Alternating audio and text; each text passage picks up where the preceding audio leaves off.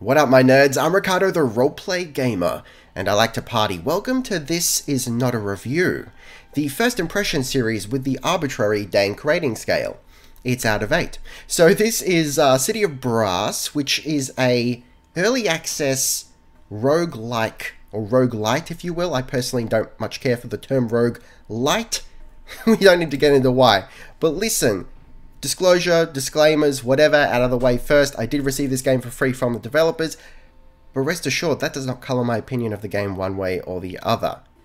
But listen, City of Brass, let's get into it. Let's just jump in. So I'm going to hit play. You've got, so straight off the bat, let's have a look here. You got daily challenges, which is nice. The tutorial system it's a little lackluster. I mean, it takes you through the very basics of the game, but there are actually things you can do that I don't think the tutorial explains, and I'm going to show you that once we get into the game. So let's get in here. You've got the ability to choose divine burdens, and I assume these are things that you unlock as you go along, but essentially these are ways to make the game harder. I assume it gives you better rewards, maybe? As a result, you'd want to hope so. But listen, the game's hard enough as it is. Let me tell you, this is probably the hardest roguelike or roguelite that I've ever played. And interestingly enough, I would, if you came to me and said, listen, I got the hardest roguelike you're ever going to play, I would say, dude, I'm going to hate that. I'm straight up going to hate it. I don't. I actually really like this game. So let's go over what you have at your disposal to begin with. So you've got your sword. You know, just left click in here. Can you hold it? No, you can't hold it. But depending on the weapon, you can get various different weapons. You know, like little stabby swords or like bigger broad swords. And they swing, you know, differently. So, you know, the big broadsword does have more of a hang to it. So you've got to, I mean, like more of a hold to it. So you've got to, you know, get the rhythm of that going. You've got the whip, which has 2 modes. Your standard right click here or middle mouse for your alternate file, but I've moved that to one of the side buttons for ease of use. So you'll see once we get into actually fighting some enemies, you know, you've got your right click whip that pushes them away, and depending where you hit the enemy, like legs, head, weapon, whatever, it does a different thing. So you can stun them, you can trip them, you can pull the weapon out of their hand. It's really cool. Alternatively, the alternate whip button will pull them towards you, whereas the standard one will push them away, which is really cool. You've also got a shove, which I've personally found a little bit difficult to use. I'd rather just be fast and sort of avoid being damaged or just getting in the way of enemies' attacks without having to, you know, use that. But you got that if you want. You got a little bit of a jump. There's almost a kind of a parkour sort of thing going on where you can climb over walls and shit. And then you've got your crouch button, which when you're going at speed will slide you along. Now, I'm going to try and demonstrate what happens when you don't have momentum. So we'll slide along, and I'll do it again. Oh no, you can't sort of chain it together.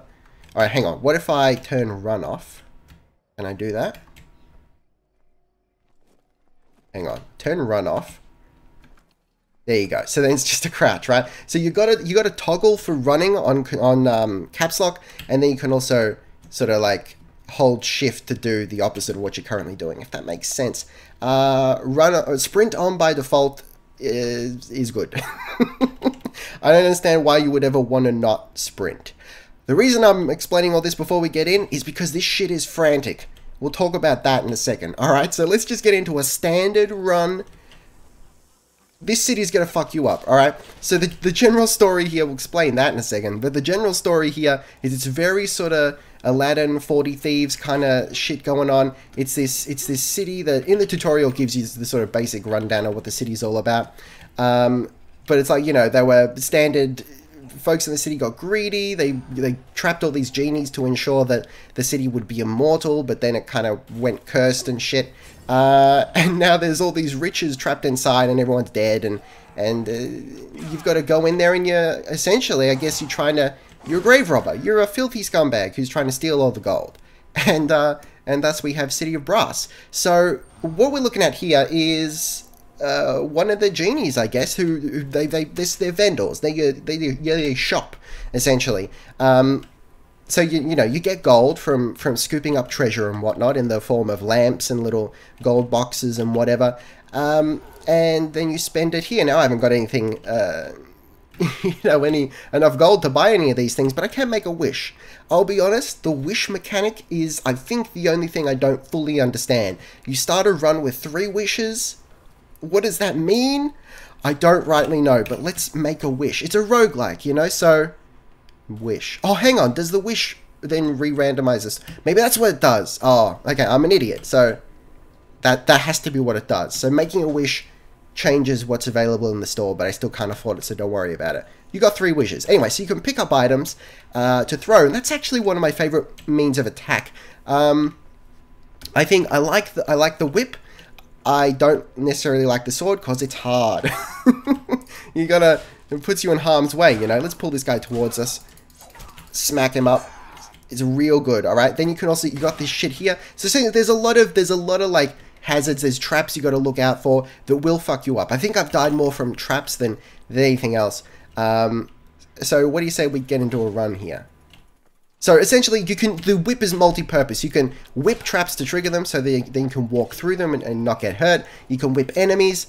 We can trip this guy, wait for him to get up. Actually, whip him again to get up.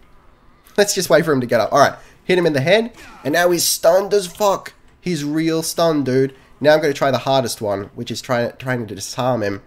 There you go. What do you know about that, baby? I got you real good. I'll fuck you up all day, every day. And twice on Sundays. Hey, how you doing? Alright, so the last really cool thing is anything you can pick up, whether there's stuff you want to throw, or like treasure or whatnot, which we haven't really seen a lot of yet, but you will. Anything you can pick up, you can hit it with the whip, and it allows you to pick it up at range. That is so cool. That's possibly the greatest part of the game. It's sometimes difficult to do. What you're seeing now is not indicative of the speed of the game. It's very fucking frantic. And I don't get the feeling that you necessarily want to go through and kill every enemy, because I don't think it necessarily yields anything. Enemies are an obstacle. I don't think you get any sort of reward for taking them out. They are varied. That one we just took down there can't be stunned because he's got a cage around his head. Another shop we can't use. Let's go for it. Alright, so it can get really frantic, and I've found 2 distinct ways to play it. At least in my experience. I got about 2 hours in the game currently, and listen, that's 2 hours of a lot of runs. Because you die a lot, you really do. So here we got sort of like what is essentially a treasure room. Oh fuck! All right, I was just about to say you got to watch out for those chests because sometimes they're poisoned. So you sort of want to trigger it and you want to step back a little bit. That one is just an unopenable chest. It's good to go. You'll notice the arrow at the top of the screen there. Hey, we've actually come to the end of the first level. That was easy. It's not always that easy. So 2 distinct ways to play the game in my experience. That's being ultra careful, taking out every enemy, just looking everywhere, trying to find all the treasure you can get your hands on, so you can get, you know, buy more shit from the genies. I think there are 12 levels here, as you would have seen from that. There are 2. Don't forget early access. So not everything is in there yet, but it's a very it's a polished experience as it is. It's in the state where it's definitely very playable, and what they're going to add is just a whole lot more of what's already here, if that makes sense. So like I assume more items, certainly more tile sets. There are currently only 2, what you're seeing here, and the gardens, which is as far as I've gotten at level 4. So let's scooch along here. Oh god, okay. We got different traps here on level 2. And listen, not all traps are created equal, as you'll come to find. It'll mess you up. Alright, so yeah, go through real careful, like, make a wish. What are we going to get? We get gamble again. See, I guess that's what making a wish does. It switches things up, you never know. So, can we stop the trap? Alright. There's a bit of gold there. A bit of, you know, stuff is scooching. Sort of, let's grab it. And grab it with the whip. I love that. So if it's out of reach, or if you're just trying to make a run for it, you can do it. So real careful, like, you know, just hanging out everyone you possibly can. It can be done, or you just run. You run your ass off, dude. You know, you see an agent, you do what we do. That's how it goes. And I've actually had a little bit more success like that. Look, I've gotten a little bit better at the game in the 2 hours I've spent with it, but Follow the arrow, dude. It'll get you where you need to go. You gotta follow the arrow because it's really easy to get lost. Alright, so already we're seeing some new fucked up enemies. We got armored guys. We got a big old genie here who's ready to cause some shit. I think if you get close to them, you can make a wish. There. Oh. Where's that dude? Does that... Oh, now he's friendly? He's helping us out. Is that right? Maybe. Yeah, alright, there you go. It's so risk reward, you know? So it's like with the two play styles I'm talking about here. The more careful you are, the harder it is because you've got, you know, when you're actively, you know, having, oh god, that's poison. Shit. You can tell when they're poison because there's a pause. You just got to pay attention. That's the end of the level. That's the one. But we got to make it across the trap. So listen, risk reward, guys. The more time you spend fighting enemies, the easier it is to get hit and die, right? But the more time you spend exploring as a result, the more gold you get. The more items you can purchase. Maybe the easier the run will be because you'll be more powerful, but not necessarily. The other distinct playstyle is just rushing. Just rushing real good and you'll end up with like not too much, but that's how I've gotten pretty far. Which then ties into what you saw at the beginning. So let's just keep going here. I will die soon. It's gonna happen. Level 3 is it? Let's do it. Alright. Find and defeat the gatekeeper. I'll tell you. I'll be honest with you. Never found the gatekeeper. Alright, now we've got archers. And look. Alright, I'm gonna show you something here. The traps, you can slide across them and you'll be good to go. It seems like any trap in the first tile set, in the first 3 levels, you'll be able to bank item, otherwise it's locked. What can we bank? Select item to deposit. I haven't got any items, so much for that. Let's throw that shit at him. I love the throwing crap. The pots and shit, it's real good. Sometimes you get stuff that's flammable. I think that's the most fun thing to do here. Yeah, what do you think of that? Oh, baby. Oh, baby. So listen, you can slide across these early traps, but listen, once you get to the gardens, dude, you got traps you can no longer slide across, and it's real messed up. Alright? So you gotta, I guess, you gotta trigger the traps with your whip before you run across them. It's real dank. So here's a trap. We can trigger it if we want. Jump across. Luckily, that's, I feel like the spike traps are the hardest to sort of trigger and run across because, you know, they come up at you, whereas a trapdoor you can just jump over, I suppose. There's guys with shields. Has he lost his shield? What's up with that? Oh god, he'll block you. He'll do it. Get over here, you savage. Alright. Don't worry about it. Listen, once you get the hang of the 2 different whip, you know, fire modes, things get a little bit easier in terms of combat. You got to use the environment. There you go. That's what I'm talking about. We going the wrong... Oh, God. We're going the wrong way?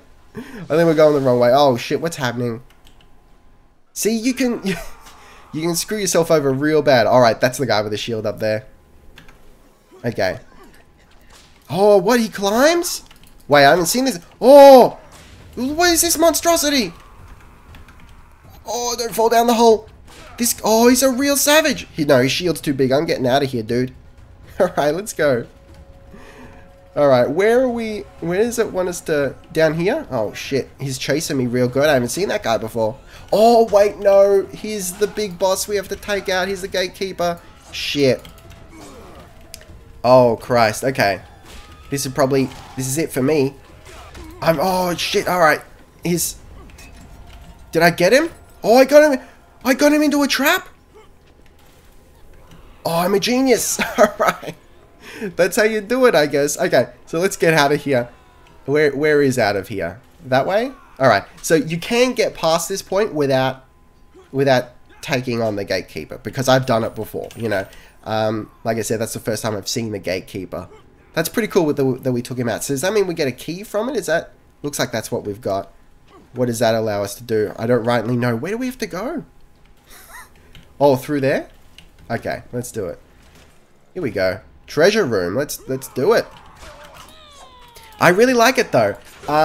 You know, combat is not, it feels a little bit clunky, but not, clunky is maybe not the right word. It's heavy and deliberate. You know, you make a swing, there's recovery time, dude. If you swing inaccurately, bad fucking luck, dude. That's it.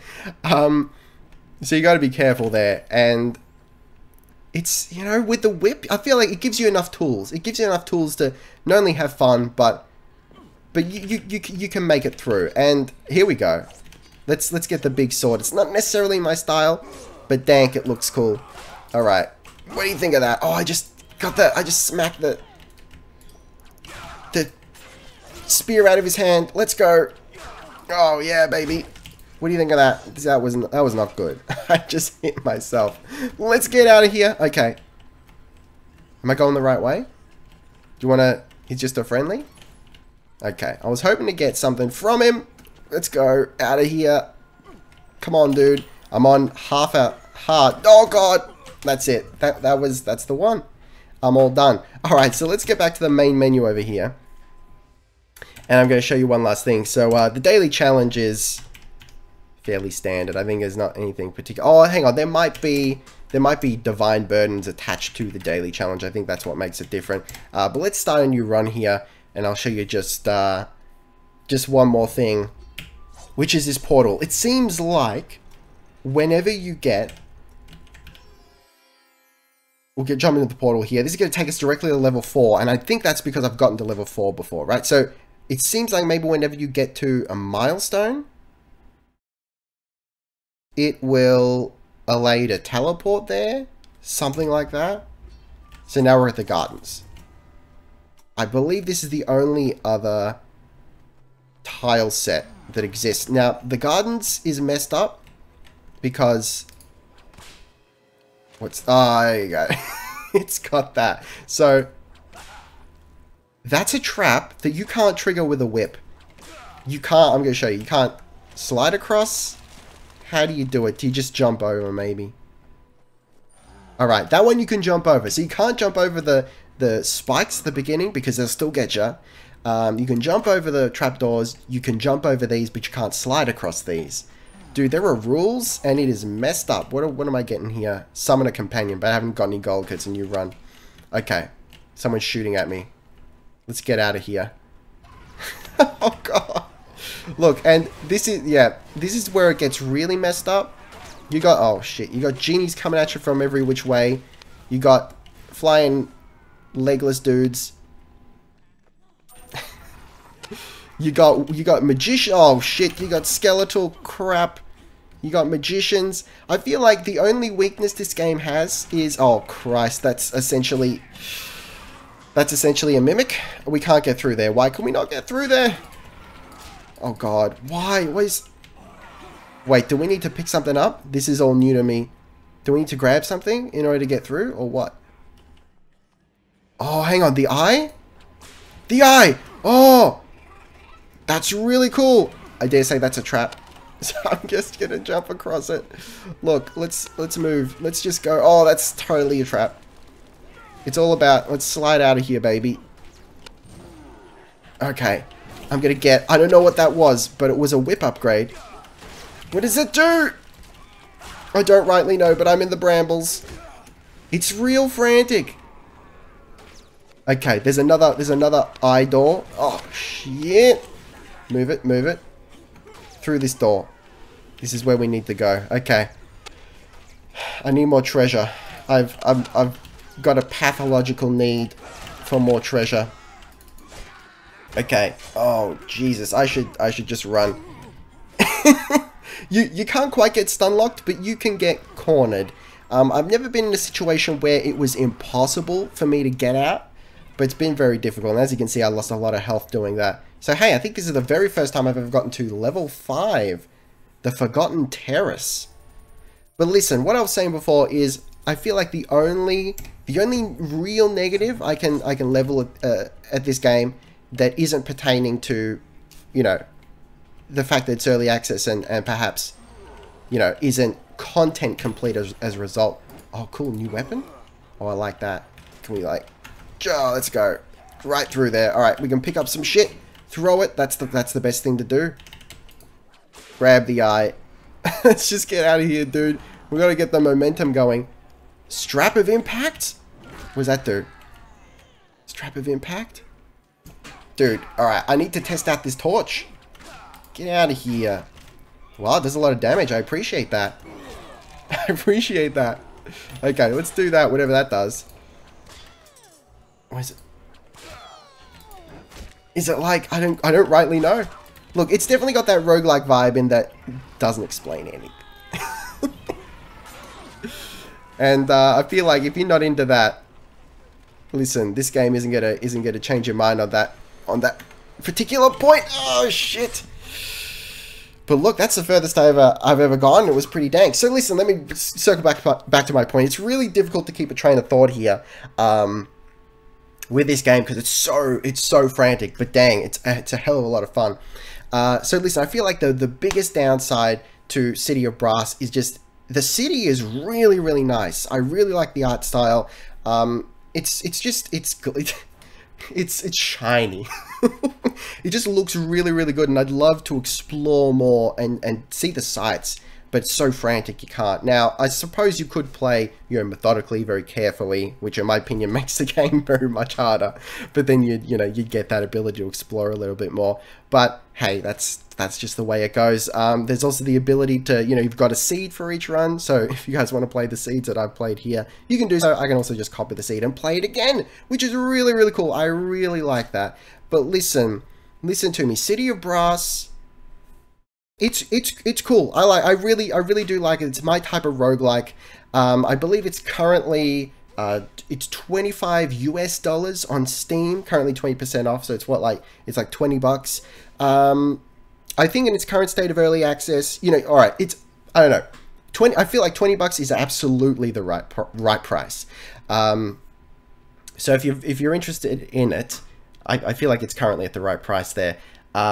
It's got enough in there, I think, to have a lot of fun, maybe bolstered by the fact that it is so difficult, at least for me. So I'm getting a lot of replays and a lot of different runs out of it, and I'm appreciating it there. If you get through the whole thing, if you're able to get through the whole thing, currently I don't know, how worth it's going to be, but again, I can't really speak to that because get good, scrub, and I'm not there. But in any case, guys, what a game. This is a lot of fun. I can definitely see myself playing some more. It's just frantic, it gets the blood pumping, and it's got that sort of, like, you die so so quickly that you see yourself hitting enter, like, just like that, and you're in another run, and it just, one more run, and that's not usually the type of experience I get with roguelikes, but this is certainly giving it to me. I'm enjoying it very much. So let me know in the comments below, guys, what do you think of City of Brass? Does it interest you? I might have to play a few more runs, but thank you very much for watching. Like the video if you found this entertaining or informative or useful. Dislike it if you didn't. Maybe tell me why in the comments below. Taste the game, be excellent to each other, and I'll see you next time. Roleplay Gamer out.